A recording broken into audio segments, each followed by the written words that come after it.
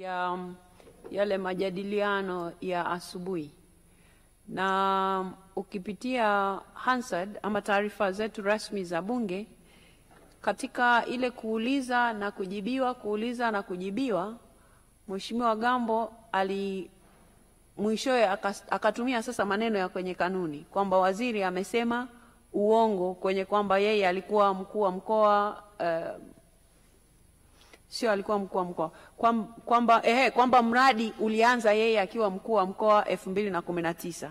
Sasa wakati anataka kuleta hoja nyingine, maana kwenye taarifa anasema anazo mbili, mimi sikutaka tena kumruhusu kuleta ya pili, kwa sababu nikaona sasa ni kama tunajadiliana humu ndani, na nyinyi mnafahamu kazi humu ndani zinafanyika kwa kamati, ndio maana huwa sizungumzi moja kwa moja na mbunge mmoja. Nikasema waende kule kwenye kamati ili huu uongo wa waziri uliosemwa hapa yeye akathibitishe kule. Sasa kwa mujibu wa kanuni yetu ya 70 ndio inayozungumza kuhusu kutokusema uongo bungeni, na inatoa fursa hii ambayo ndio amepewa hapo Mheshimiwa Gambo. Kwa hivyo kama ningekuwa na muongoza Mheshimiwa Gambo namna ya kuomba hiyo radhi, ningekuwa nasema anaweza sasa yeye kufuta maneno yale yaliyokuja baada ya taarifa ya waziri, kuashiria kwamba yale yote amekubali, yani taarifa, yani kama vile alivyokuwa amekaa kabla hajaomba mwongozo ndo amekubali. Kwa nini? Kwa sababu amesema taarifa ile ya mchana ambayo Mheshimiwa waziri alikuwa na sio ya mchana, mchango wake wa leo unazungumzia stendi tofauti. Kwa hivyo tunashughulika na ile ya asubuhi. Kwa hivyo Mheshimiwa Gambo anachotaka kusikia Mheshimiwa waziri, ili sasa tuongozane vizuri kikanuni, ni kwamba baada ya serikali kutoa ufafanuzi kuhusu hoja ambazo uliziweka kwenye mchango wako ulipokuwa unachangia siku ya, nadhani sikumbuki tarehe, lakini siku uliokuwa unachangia kwenye budget ya TAMISEMI, ule ufafanuzi uliotolewa na Mheshimiwa waziri umeukubali. Hiyo hoja yako Mheshimiwa waziri. Sasa kanuni ya 70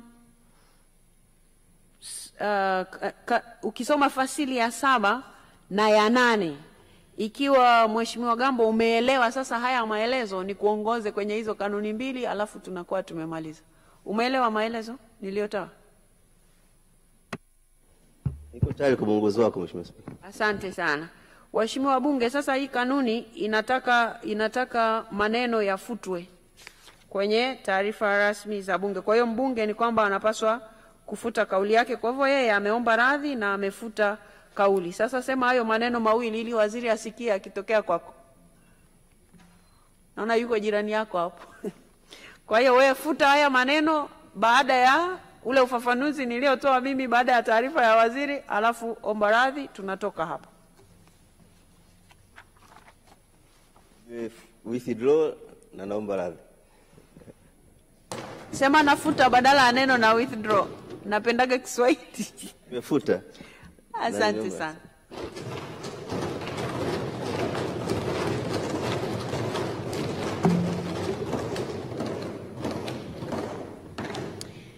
Waheshimiwa wabunge, baada ya Mheshimiwa Gambo kuomba radhi na kufuta maneno hayo, sasa kwa sababu hayo maneno ya kusema kwamba maneno ya waziri hayakuwa yamekaa sawasawa, ama kwa kutumia sasa kanuni zetu alikuwa amesema uongo, kwa kuwa yameondoka kwenye taarifa rasmi za Bunge, anakuwa haendi tena kwenye kamati yetu ya maadili, haki na madaraka ya Bunge, kwa sababu kunakuwa hakuna kinachompeleka tena huko. Kwa hivyo bunge kwa makofi hayo naamini mmeafikiana na msamaha huo, ndio maana sijawahoji, kwa sababu ingekuja taarifa ya kamati hapa ningewahoji. Kwa hivyo hata kuiondoa hii hoja kwenye kamati ingebidi mhojiwe, lakini nimeona watu wote mnapiga makofi, au kuna mtu hajaridhika na msamaha?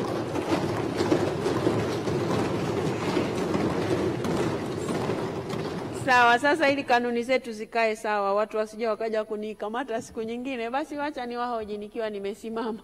Waheshimiwa wabunge wanaoafiki hoja hii kuondolewa kwenye kamati yetu ya maadili, haki na madaraka ya bunge waseme ndio. Wasioafiki waseme sio. Basi imeondolewa rasmi.